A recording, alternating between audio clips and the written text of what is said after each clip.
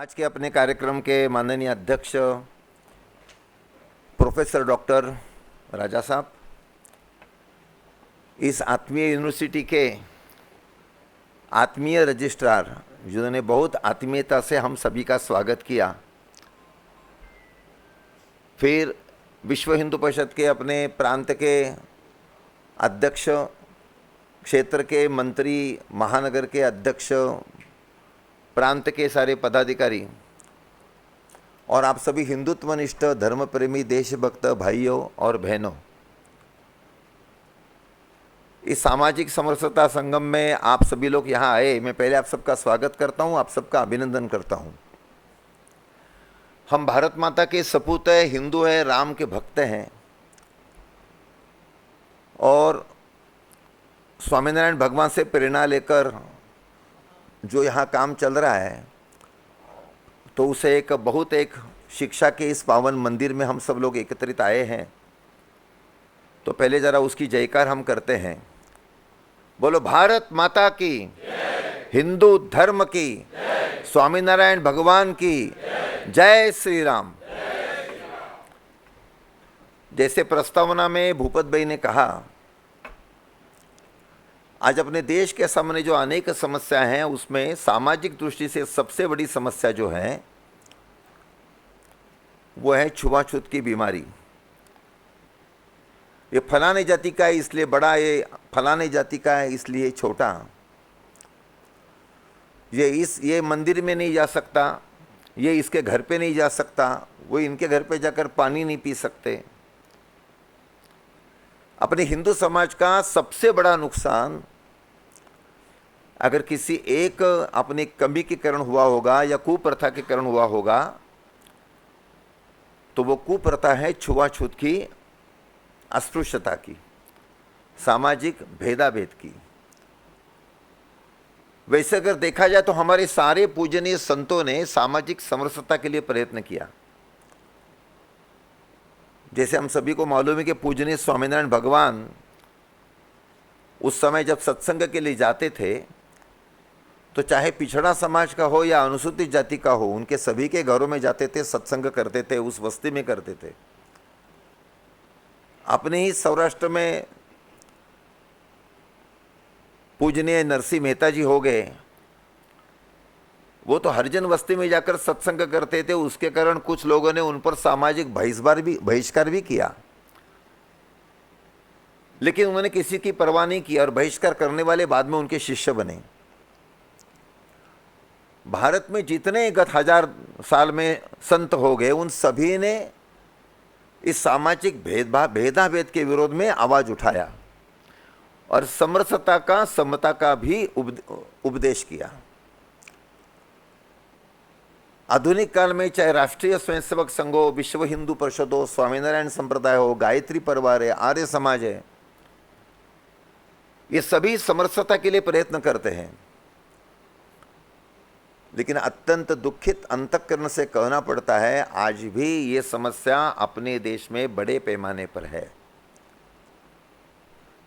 कदाचित मुंबई, राजकोट, कर्णावती, दिल्ली ऐसे बड़े महानगरों में कम दिखती होगी, लेकिन ऐसे महानगर छोड़कर अगर हम ग्रामीण क्षेत्र में जाएंगे, तालुका के स्थानों पर जाएंगे, कस्बों में जाएंगे, तो ध्यान में आता है कि भेदाभेद की समस्या बहुत बड़े पैमाने पर आज भी विद्यमान है।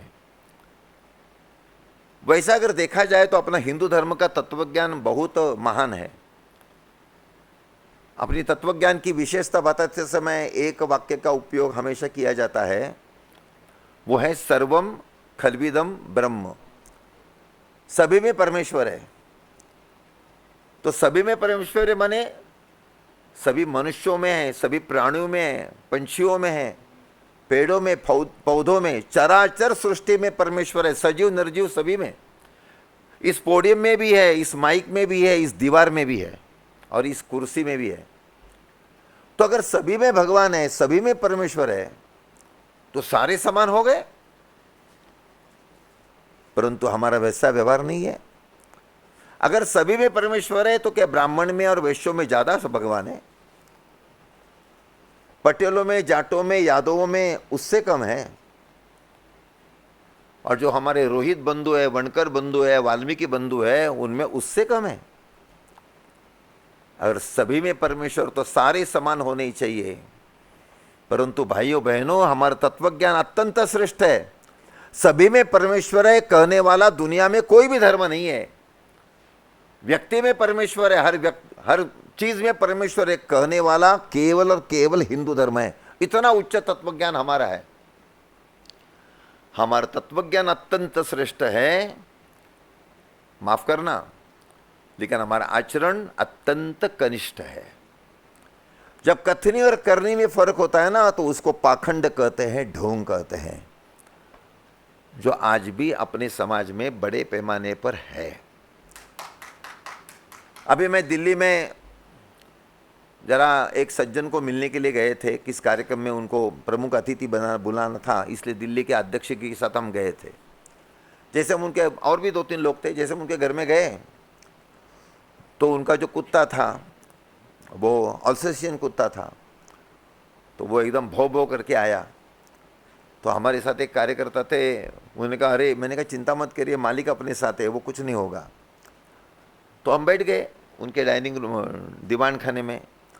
बैठने के बाद वो कुत्ता बार बार आ गया हमारे पास। वो उन्होंने कहा चिंता मत करिए, कुछ नहीं करेगा, लेकिन वो आने लगा और हमारे पैर चाटने लगा।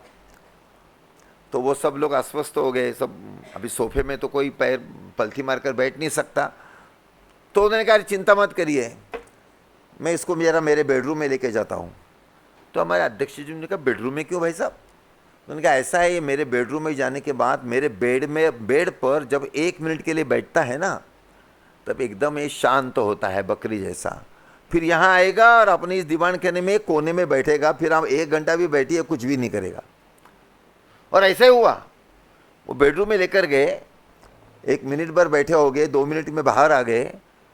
तो इतना ज़बरदस्त बड़ा शेर जैसा होता है अल्सेशियन कुत्ता, तो वो बाजू में जाकर बैठा। हमारी जो बातचीत थी वो आधे घंटे की वो हो गई, चाय पानी हो गया, हम निकले।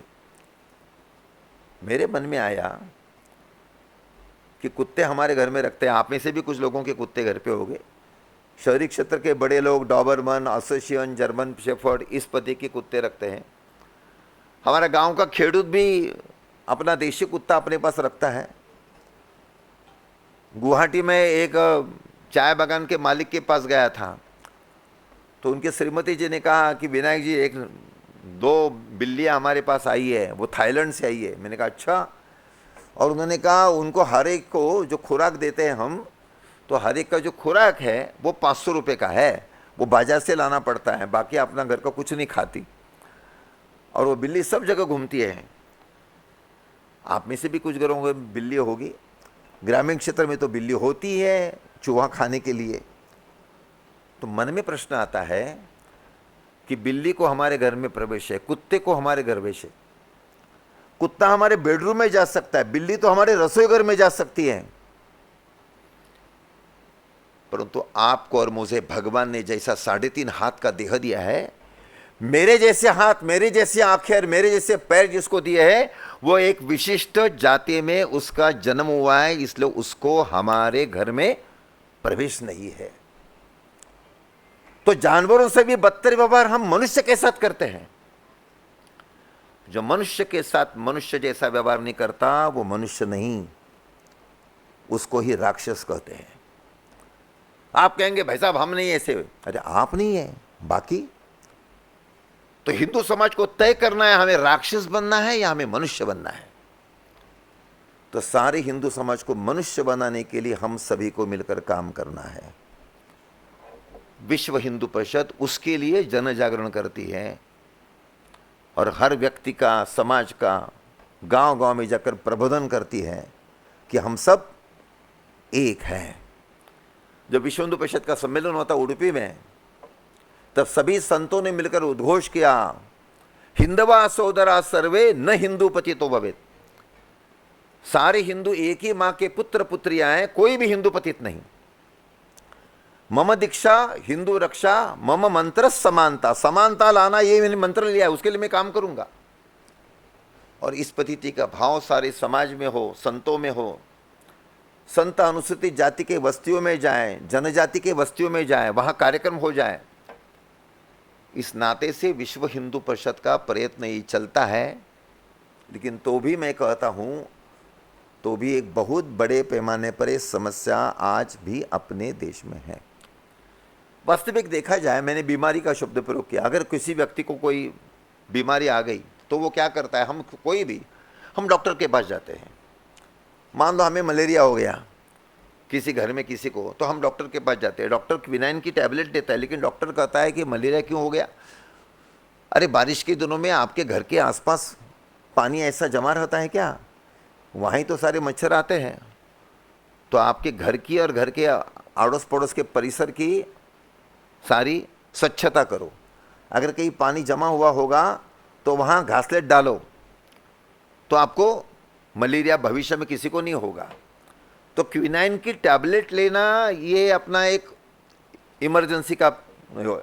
बीमारी कब समाप्त होती है, बीमारी क्यों आई, इसके संदर्भ में पूछताछ करके वो जो आई उसका कारण ही अगर हम निरस्त करेंगे तो बीमारी आएगी ही नहीं।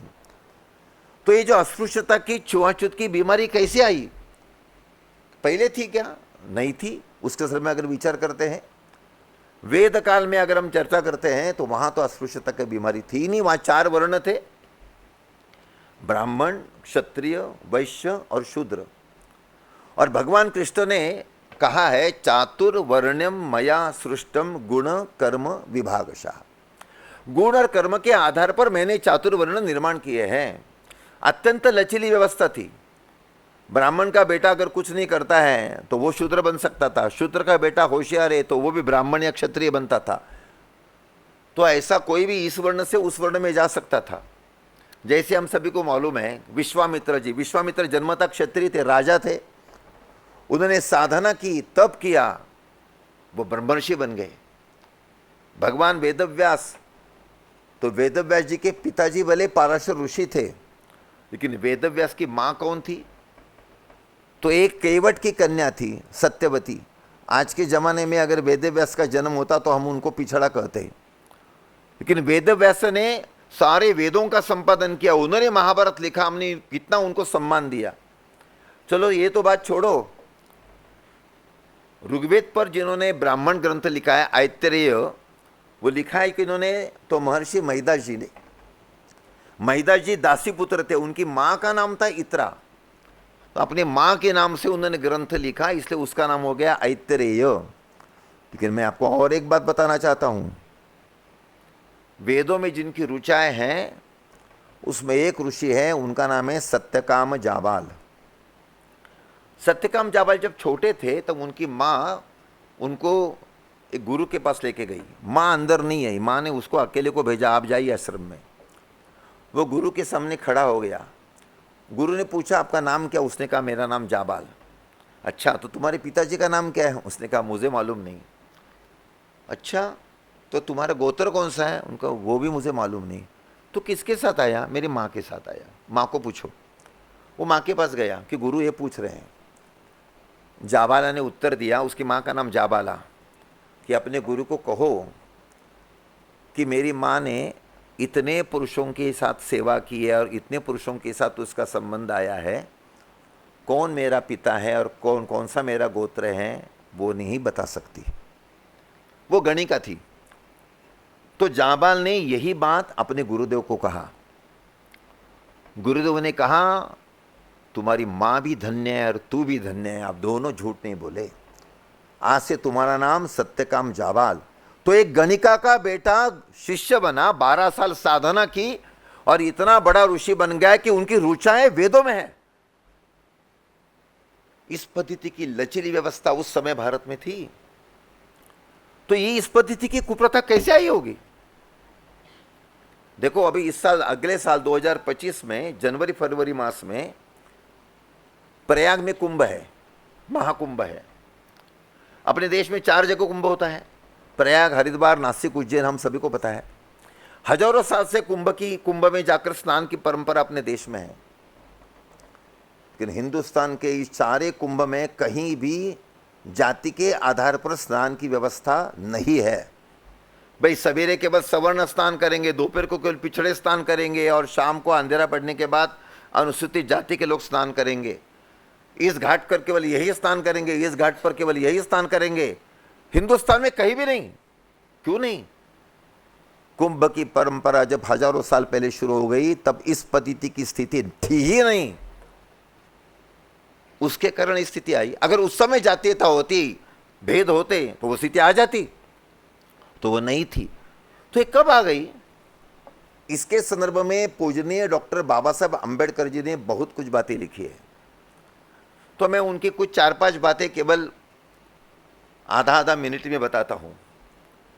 अंबेडकर जी का सारा जो साहित्य है वो केंद्र सरकार ने उसके अनेक खंड प्रसिद्ध किए। उसमें जो 14 खंड है, अस्पृश्यता कौन, कैसे और अस्पृश्यता निर्माण कैसे हुई, ये उसका हेडिंग है। अंबेडकर जी ने अपनी पुस्तक में पहली बात लिखी है, वेद काल में हिंदुस्तान में अस्पृश्यता नहीं थी। अंबेडकर जी ने कहा 4वीं शती तक हिंदुस्तान में अस्पृश्यता नहीं थी। वो कहते हैं कि उस समय डोम और चांडाल थे। डोम और चांडाल को लोग अपवित्र कहते थे लेकिन अछूत नहीं मानते थे। अंबेडकर जी का वाक्य है, अस्पृश्यता अलग बात है, अपवित्रता अलग बात है। उन्होंने संदर्भ दिया है, रेफरेंस दिया है फाइयन का, चीनी प्रवासी जो 5वीं शती में भारत में आया। उन्होंने कहा फाइयन के प्रवास वर्णन में ऐसे अनेक उल्लेख मिलते हैं कि डोम और चांडाल ब्राह्मण क्षत्रिय के घर में जा रहे हैं और ब्राह्मण क्षत्रिय डोम और चांडाल के घर में जा रहे हैं। फिर अंबेडकर जी ने उसमें और एक संदर्भ दिया है। 6ठी शती में अपने हिंदुस्तान में एक बहुत बड़े संस्कृत साहित्यिक हो गए, उनका नाम है बाणभट्ट। बाणभट्ट की एक नवल कथा है, मैंने उपन्यास है, उसका नाम है कादम्बरी। कादम्बरी का जो नायक है वो क्षत्रिय है। उसका ब्राह्मण अमात्य अपने क्षत्रिय राजा को कहता है कि राजन, अपने राज्य में एक चांडाल राजा है। राजा शब्द अंबेडकर जी उल्लेख करते हैं, वो चांडाल राजा शब्द प्रयोग कर रहा है। उसकी जो राजकन्या है 16 साल की है, अत्यंत सुंदर है, और उसके पास एक वैशंपायन नाम का तोता है, उसको वेद मुखोद्गत है, संस्कृत में ही वो बोलता है। तो राजन, ये दोनों रत्न हैं वो आपके पास चाहिए। तो राजा कहता है तो जाओ चांडाल राजा के घर पे जाकर उसको निमंत्रण दे दो। तो ब्राह्मण अमात्य चांडाल राजा के घर पे जाकर निमंत्रण देता है। अंबेडकर जी ने उस पुस्तक में 2 पन्ने भर सारा वर्णन किया है उसके संदर्भ में। तो वो चांडाल राजा के घर का अत्यंत बीभत्स वर्णन है, उसमें अपने को जाना नहीं। दूसरे दिन वो चांडाल राजकन्या अपने तोते सहित राज दरबार में आती है, राजा उनका स्वीकार करता है। अंबेडकर जी ने पुस्तक में लिखा है, अगर चांडाल अगर अच्युत होते तो ब्राह्मण अमात्य चांडाल के घर में कैसे जाता, और चांडाल अगर अच्युत होते तो चांडाल कन्या लड़की ये राज दरबार में कैसी आ सकती। इसका अर्थ ही ऐसा है, अंबेडकर जी ने कहा कि 6ठी शती तक हिंदुस्तान में अस्पृश्यता नहीं थी। अंबेडकर जी ने चौथी बात लिखी है, अंग्रेजों ने उस समय एक नासिका निर्देशांक का एक सर्वे किया था, नोजल इंडेक्स, नाक का नाप लेकर।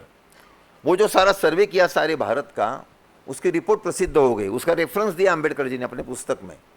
उन्होंने कहा वो सारा पढ़ने के बाद ध्यान में आता है कि भारत के तथाकथित सवर्ण हो, पिछड़े हो, अनुसूचित जाति को हो या जनजाति को हो या घुमंतु जाति के हो, हम सभी के नासिका निर्देशांक में, नोजल इंडेक्स में मामूली फर्क है। इसका अर्थ ही ऐसा, we are all belonging to the one race, हम सभी के सभी एक ही वंश के हैं। ये अंबेडकर जी ने लिखा है। मैं उसमें और एक बात बताता हूँ, फिर अंबेडकर जी दूसरा वाक्य बताता हूँ। अंबेडकर जी दूसरी बात कही, अंबेडकर जी का लाहौर में एक भाषण होने वाला था, अनाइलेशन ऑफ द कास्ट, जाति निर्मूलन, जो हुआ नहीं, लेकिन उसके लिए जो पेपर बनाया था उसकी पुस्तक प्रसिद्ध हो गई। उसमें अंबेडकर जी लिखते हैं, उस पुस्तक में है, अंबेडकर जी मूलतः महाराष्ट्र के, उन्होंने कहा हम महाराष्ट्र के हिंदू महार, अंबेडकर जी का वो समाज था, अभी वो नवबौद्ध हो गए, और महाराष्ट्र के क्षत्रिय मराठा माने पवार वगैरह सारे, हमारा सभी का गोत्र एक है। पंजाब के सारे अनुसूचित जाति के मजहबी सिख माने वाल्मीकि सिख, और पंजाब के सारे सवर्ण जट सिख, इनका सभी का गोत्र एक है। फिर अंबेडकर जी दूसरा वाक्य लिखते हैं, अगर हमारा सभी का गोत्र एक है, इसका अर्थ ही ऐसा कि 3000 साल पहले, 4000 साल पहले हमारा सभी का पिता एक था। इसका ही अर्थ गोत्र होता है ना। तो ऐसा क्या हो गया कि एक बार इस सवर्ण क्या हो गया, दूसरा बार इस अनुसूचित जाति में आ गया, इस पर शोध करना चाहिए। अंबेडकर जी को अगर ज़्यादा जीवन मिलता तो कदाचित उस पर प्रकाश डालते। ये सारे संदर्भ देकर अंबेडकर जी कहते हैं हम सभी एक ही वंश के हैं। और एक अत्यंत महत्वपूर्ण और ऐतिहासिक बात बाद में अंबेडकर जी ने लिखी है। अंबेडकर जी ने कहा हम सब एक ही वंश के हैं, और आगे का उनका वाक्य है हम सब, जो अंग्रेज बता रहा है कि आर्य बाहर से आए और आज जो यहाँ के देश के अनुसूचित जाति के और जनजाति के लोग हैं वो अनार्य हैं, और जो ब्राह्मण क्षत्रिय वैश्य वगैरह वगैरह जो सवर्ण हैं वो आर्य हैं। अंबेडकर जी का वाक्य कान खुलकर सुनो। अंबेडकर जी कहते हैं ये 100% झूठ है। उन्होंने कहा आर्य बाहर से आए, ये जो अंग्रेजों ने हमारे माथे पर जो हैमरिंग कर रहे हैं, इट इज 100% या 100% झूठ है। हिंदुओं में आपस में भेद निर्माण होने चाहिए, इसलिए अंग्रेजों ने ये झूठ का पुलिंदा हमारे माथे पर मारा है। स्वामी विवेकानंद जी के बाद डंके की चोट पर सैकड़ों बार ये उच्च स्वर से कहने वाले महान व्यक्तित्व माने पूजनीय डॉक्टर बाबा साहब अंबेडकर, जिन्होंने कहा आर्य बाहर से 100% झूठ है। उनका वाक्य उस पुस्तक में, अगर ब्राह्मण और क्षत्रिय अगर आर्य है तो इस देश का शेड्यूल कास्ट और शेड्यूल ट्राइब भी आर्य है। अगर शेड्यूल कास्ट और शेड्यूल ट्राइब को अगर आप द्रविड़ अनार्य कहेंगे तो इस देश का ब्राह्मण और क्षत्रिय भी द्रविड़ और अनार्य है। अंबेडकर जी का नाम लेकर भाषण करने वाले लोग ये अंबेडकर जी वाक्य कभी नहीं बताते। इसलिए नहीं बताते, नहीं तो उनकी दुकान नहीं चलेगी, इसलिए वो नहीं बताते हैं। अंबेडकर जी ने और एक रेफरेंस दिया है। 1935 में अंग्रेजों ने कास्ट नोटिफिकेशन जारी किया और 429 जातियां, ये अछूत जातियां माने शेड्यूल, उस समय शेड्यूल कास्ट शब्द प्रयोग नहीं था, उनकी उन्होंने लिस्ट प्रसिद्ध की, यादी प्रसिद्ध की। अंबेडकर जी ने वो पढ़ी। अंबेडकर जी को संस्कृत अच्छा आता था, लेकिन तो भी उसको संस्कृत विद्वानों की उन्होंने मदद की स्मृतियों के लिए। उस पुस्तक में अंबेडकर जी ने लिखा है, मैंने स्मृतियों का अध्ययन किया तो फिर मुझे ध्यान में आ गया कि अंग्रेजों ने ये जो 429 जातियों की यादी दी है उसमें 95% जातियों के नाम भारत के किसी भी स्मृति में नहीं मिलते हैं। इसका अर्थ वो जातियां उस काल में नहीं थी, बाद में निर्माण हो गई है। ये जो 6 बातें अंबेडकर जी ने, और बहुत है, अपने पास समय नहीं है, ये जो बातें अंबेडकर जी ने लिखी हैं वो अत्यंत महत्वपूर्ण है।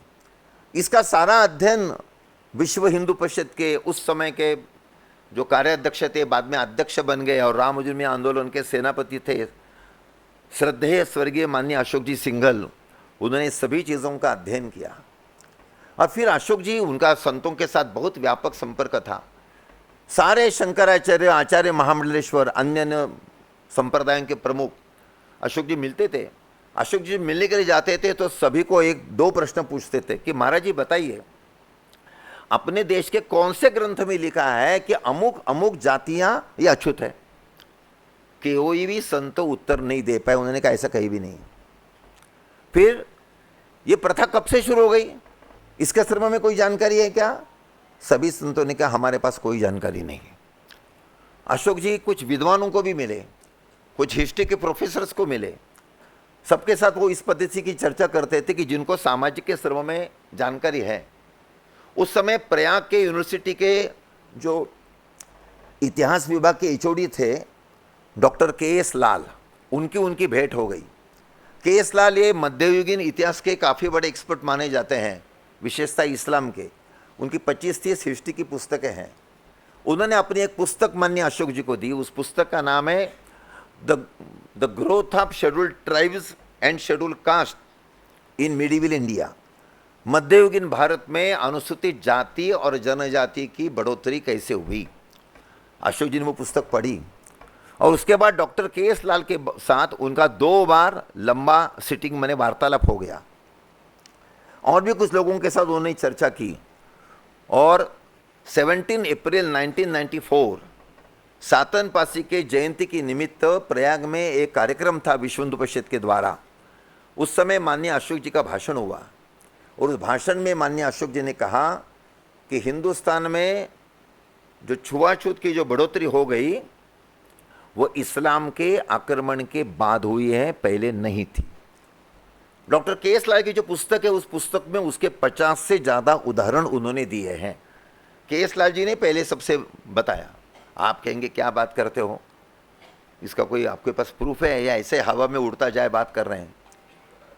मैं आपको 2 संदर्भ पहले देना चाहता हूँ। या माताएं हैं तो पहले महिलाओं का ही देता हूँ। आज यहाँ इतनी महिलाएं अपने कार्यक्रम में आई है, बहुत आनंद की बात है। अगर यही कार्यक्रम 100 साल पहले होता तो कोई महिला आती क्या? आप स्वयं कल्पना करो, नहीं आती। क्यों नहीं आती? महिला घर के बाहर जाती ही नहीं थी। ऐसा क्यों हुआ भारत में? पहले तो ऐसा नहीं था। आप सब जानते हैं कि इस्लाम का आक्रमण दुनिया में अनेक देशों में हुआ और मुसलमान जिस देश में गए वहां सबसे ज्यादा अत्याचार उन्होंने माता बहनों पर किए, लाखों करोड़ों की संख्या में। जब भारत में वो आए और जीतने लगे तो हमारे लाखों महिलाओं पर अत्याचार हो गए। तो उस समय की हमारी सारी समाज सृष्टि थे, उनके सामने प्रश्न निर्माण हो गया कि हमारी बहु बेटियों के चारित्र की रक्षा कैसे करना।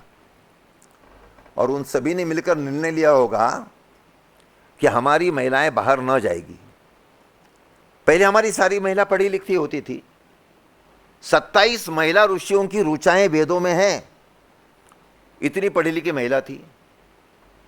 आद्य शंकराचार्य और मंडन मिश्र की जो बहस हुई, उस बहस में कौन जीतेगा और कौन हारेगा, या अंपायर कौन होगा, हु इज द रेफरी, वो भी इतना ही विद्वान चाहिए। तो मंडन मिश्र की पत्नी थी श्री भारती, वो रेफरी थी, माने महिला उतनी पढ़ी लिखी और विद्वान थी, यही उसका अर्थ है। लेकिन इस्लाम का आक्रमण होने के बाद भाई पढ़ाई करना है तो घर के बाहर जाना पड़ेगा, घर के बाहर नहीं जा सकती, उनकी पढ़ाई बंद हो गई। कुछ लोग अपने घर में अपने बेटियों को पढ़ाते थे, वो बात अलग, लेकिन 99% महिलाओं की पढ़ाई बंद हो गई। फिर महिला ऐसी बाहर जाएगी और उसका चेहरा किसी ने देखा तो? घूंघट प्रथा मुसलमान महिलाओं में थी, हिंदू में नहीं थी। हमने रामायण महाभारत टीवी में देखा। अभी भगवान राम, अभी यहाँ राम दरबार का चित्र है, तो भगवान राम और सीता मंच पर म्हणजे सिंहासन पर बैठे हैं। सीता माता पर्दा ओढ़कर नहीं बैठी है, अपने पद्धति नहीं थी, गुप्त काल में भी नहीं थी, हर्षवर्धन के समय भी नहीं थी, उसके बाद भी नहीं थी। भारत में पर्दा प्रथा आई इस्लाम के आक्रमण के बाद। केवल अपना पिता, अपना पति और अपना बेटा, यही केवल महिला का चेहरा देख सकते हैं, बाकी दूसरा कोई पुरुष महिला का चेहरा नहीं देख सकता। ये कुप्रथा हमारे आई। हमारे पहले बाल विवाह नहीं थे, माँ सीता का बाल विवाह नहीं हुआ, द्रौपदी का बाल विवाह नहीं हुआ, रुक्मिणी माता का बाल विवाह नहीं हुआ। उस समय वो सब बड़ी उम्र की 14 साल की, 16 साल की, जो कुछ है हो गई थी। हिंदुस्तान में 12वीं शती के पहले बाल विवाह का उल्लेख नहीं मिलता है। भारत में बाल विवाह की कुप्रथा 12वीं शती के बाद शुरू हो गई, जब हमारा हरने का सिलसिला शुरू हो गया। तब शादी के बाद महिला पर बंधन आते हैं, वो थोड़ी। और दूसरा, मैके का घर और ससुराल का घर, 2 घर उसका रक्षा करते हैं। मैं आपको और एक बात बताता हूँ। पंजाब में, राजस्थान में, उत्तर प्रदेश, बंगाल, बिहार में अगर आप जाएंगे तो वहाँ शादियाँ रात को होती है। गुजरात में, महाराष्ट्र में, कर्नाटक, आंध्र प्रदेश में जाएंगे तो शादियाँ दिन में होती है या सूर्यास्त के समय होती है। ऐसा क्यों? मैंने उत्तर भारत में अनेक लोगों को प्रश्न पूछा तो मुझे जो उत्तर मिला कि जहां 700-800 साल तक मुसलमानों का राज्य रहा वहां शादियां रात को होती है, और जहां 300-400 साल मुसलमानों का राज्य रहा और बाद में जो स्वतंत्र हो गए वहां शादियां दिन में होती है। क्योंकि शादी ब्याह में महिला की संख्या हमेशा ज़्यादा रहती है। तो अगर शादी दिन में हो गई और मुसलमानों ने अगर आक्रमण किया तो महिलाओं पर अत्याचार हो जाएंगे या उनको भगा कर लेके जाएंगे। रात को कुछ नहीं होता। अभी लाइट आ गई है, पहले कहाँ थी? पहले रात को युद्ध नहीं होते थे, तो इसलिए रात को महिला सुरक्षा रह सकती है, इसलिए रात को शादी की पद्धति आई।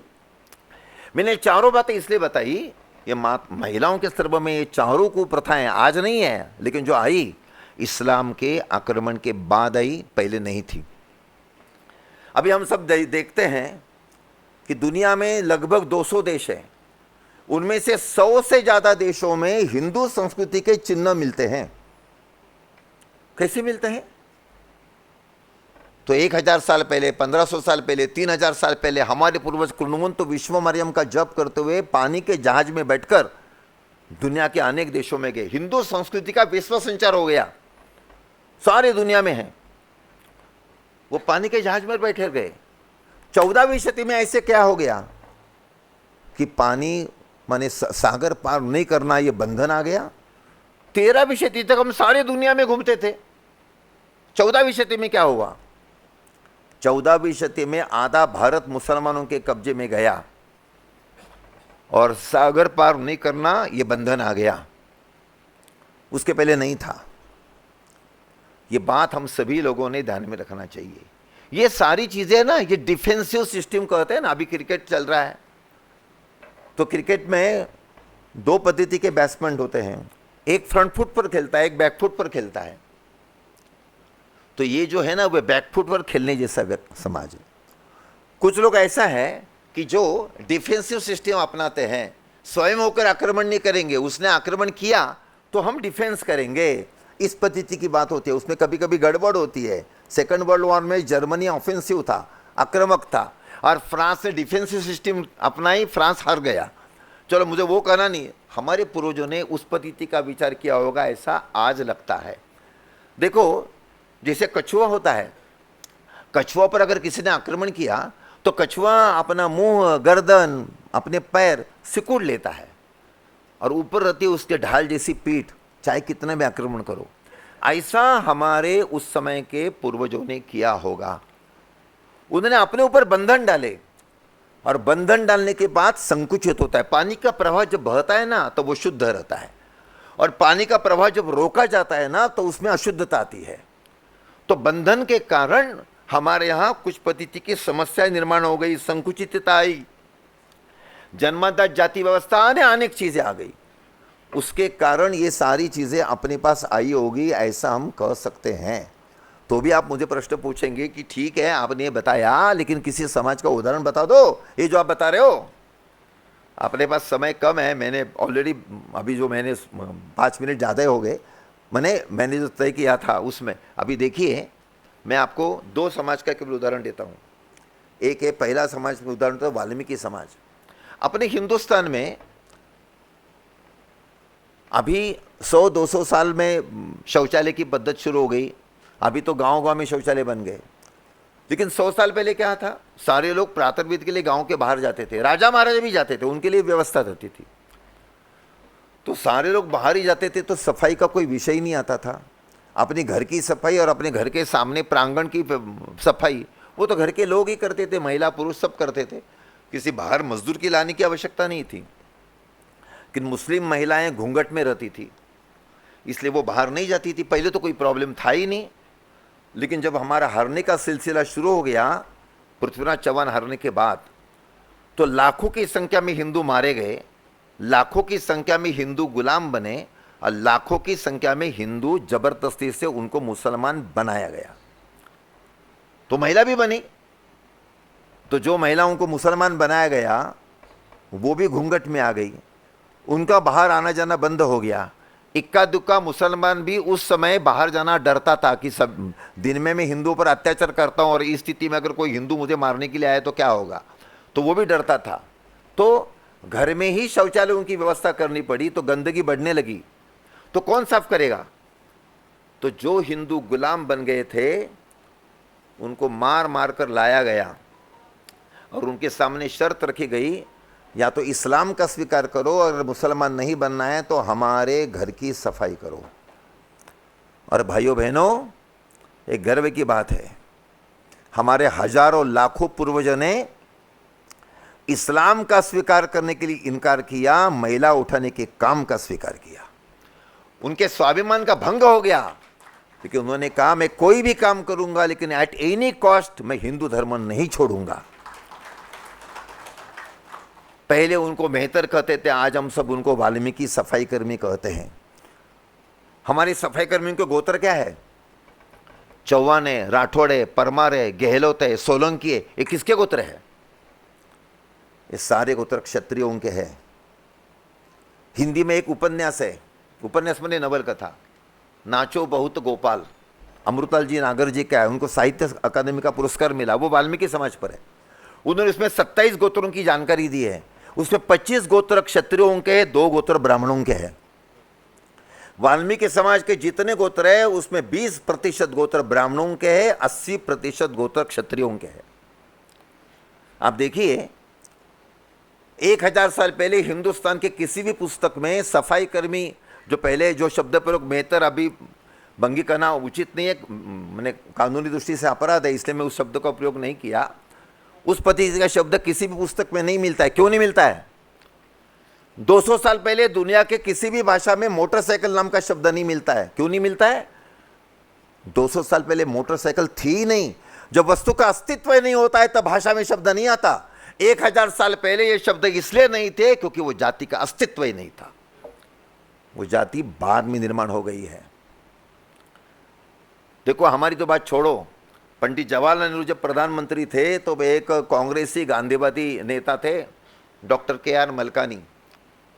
उन्होंने उनको बताया था सफाई कर्मियों का अध्ययन करने के लिए एक आयोग स्थापित किया गया था। 1960 में उसकी रिपोर्ट प्रसिद्ध हो गई। इस रिपोर्ट के प्रास्ताविक में डॉक्टर मलकानी जी ने लिखा है, आज हम जिनको सफाई कर्मी कहते हैं वो सारे के सारे, उनके शब्द बता रहा हूं, विदेशी आक्रांतों के साथ लड़ते समय पराभूत हुए योद्धाओं के वंशज है। मलकानी जी विश्व हिंदू परिषद के कार्यकर्ता और RSS के कार्यकर्ता नहीं थे, वो कांग्रेसी सर्वोदयी थे, लेकिन उन्होंने ये बात लिखी है। वाल्मीकि समाज के स्तर में ये बात मैंने बताई। वाल्मीकि समाज के स्तर में बहुत कुछ खोज हो गई है। माननीय अशोक जी सिंघल नागपुर में आए थे तो वाल्मीकि समाज के अध्यक्ष उनको मिलने के लिए आए 2004 में।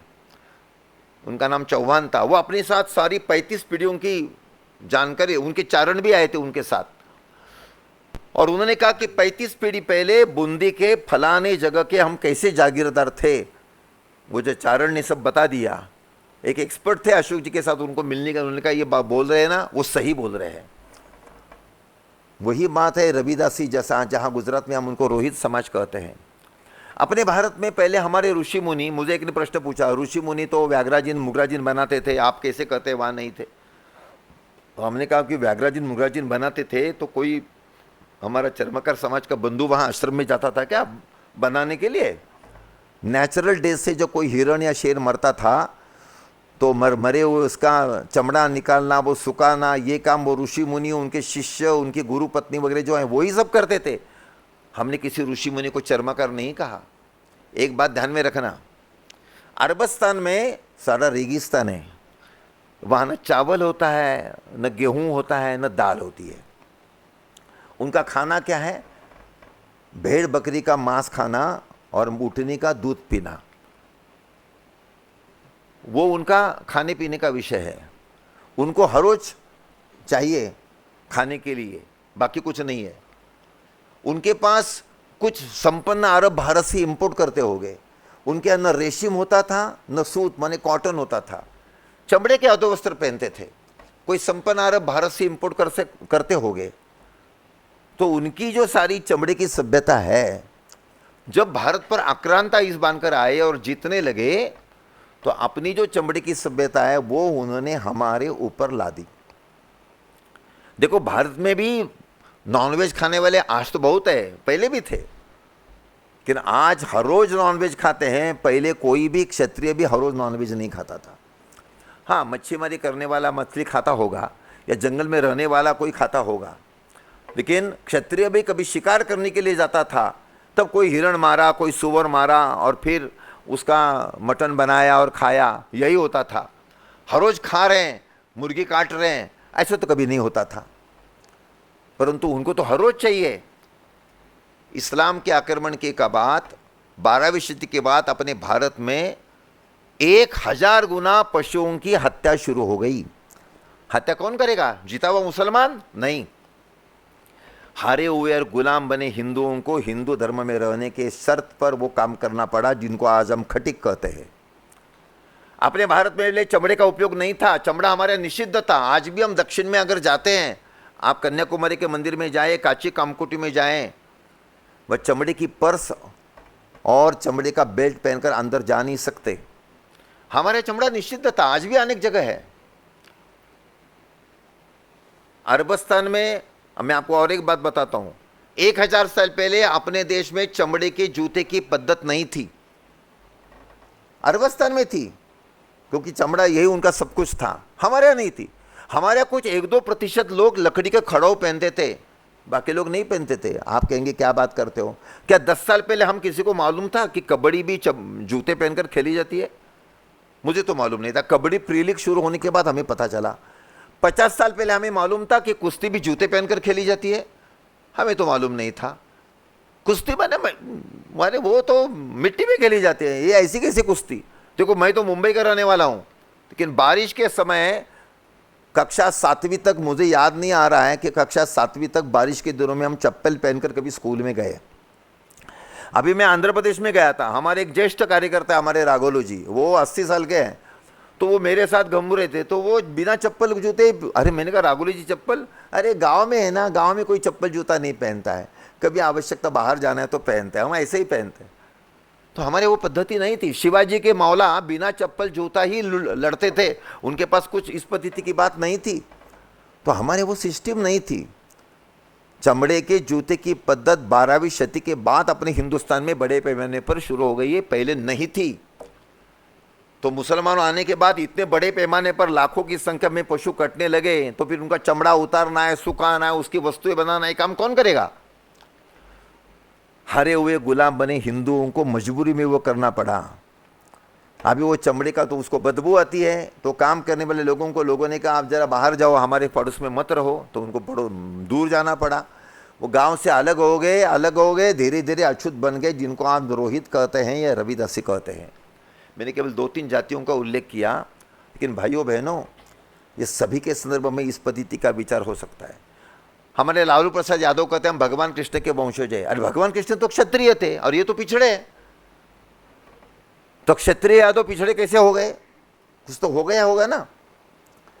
बिहार में दुसात 14वीं शती तक दुसात राजाओं का उल्लेख है। आज दुसात माने पासवान, वो शेड्यूल कास्ट में है, ये कैसे हुआ होगा? सिंध जीतने वाला मिहिर भोज, गुर्जर प्रतिहार सम्राट जिसने सिंध जीता, आज गुर्जर जो है हमारे अति पिछड़े हैं। ये कैसे गुजर, ये कैसे हुआ होगा? ये सारी बातें हम सभी ने ध्यान में रखनी चाहिए। विश्व हिंदू परिषद का कहना है जितनी अनुसूचित जाति, जनजाति, घुमंतु जातियां हैं, उनके सभी के गोत्र के संदर्भ में, उनके सभी विषयों के संदर्भ में खोज करनी चाहिए, रिसर्च होनी चाहिए। अगर रिसर्च हो गई तो वाल्मीकि समाज के संदर्भ में रिसर्च बहुत हो गई है, तो अनेक तथ्य मिल गए। वैसे सभी जाति संप्रदाय, जाति बिरादरी के संदर्भ में ये मिल जाएंगे, और ये सारी बातें जब सारे समाज के सामने आएगी तो देखने का नजरिया ये बदल जाएगा। इसका प्रचार प्रसार हम करते हैं। सभी सवर्ण बंधुओं को मैं हाथ जोड़कर निवेदन करना चाहता हूँ एक बात करने के लिए। आप देखिए, आज हम जिनको अनुसूचित जाति कहते हैं 16% है वो।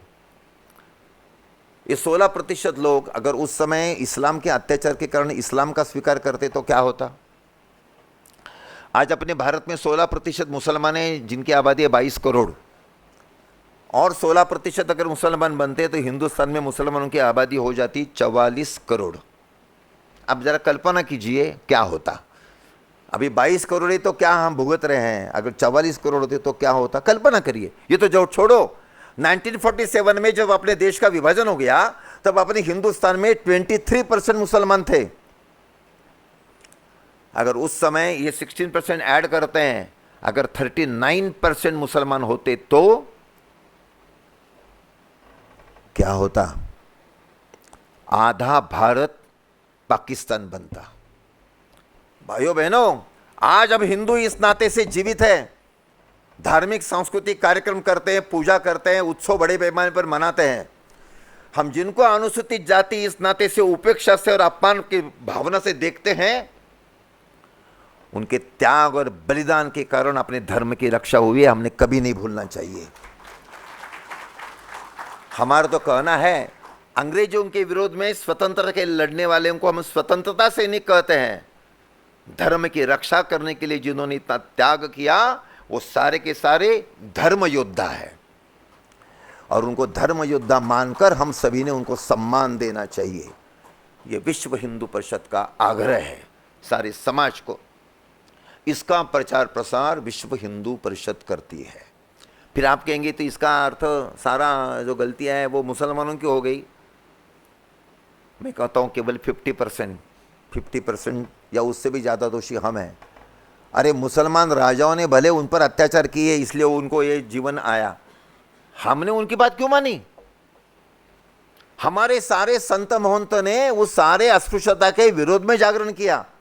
माफ करना, हम सारे संतों के भजन गाते हैं सत्संग में, लेकिन संतों ने जो उपदेश किया उसका आचरण हमारे पूर्वजों ने नहीं किया। तो केवल इस्लामी सत्ताधीश उस समय के थे अत्याचारी बादशाह, उनको क्यों दोष देना? उन्होंने भले वो किया होगा, हमने उसका पालन क्यों किया? उनकी हर बात हम मानते थे क्या? अनेक बात हम उनकी बात नहीं मानते थे, ये बात हमने क्यों मानी? तो केवल मुसलमानों को दोष देकर नहीं चलेगा, हम भी उतने ही दोषी है। देखिए, पूर्वजों के पुण्य में जैसे हम हिस्सेदार हैं, पूर्वजों के पाप में भी हम हिस्सेदार हैं। मेरे पिताजी की 50 लाख की प्रॉपर्टी है, हम 2 भाई है, 25-25 लाख हमें मिलेंगे पिताजी के बाद। लेकिन मेरे पिताजी का अगर 20 लाख का कर्जा है, पिताजी जाने के बाद हम दोनों भाइयों को मिलकर उसका भुगतान करना है।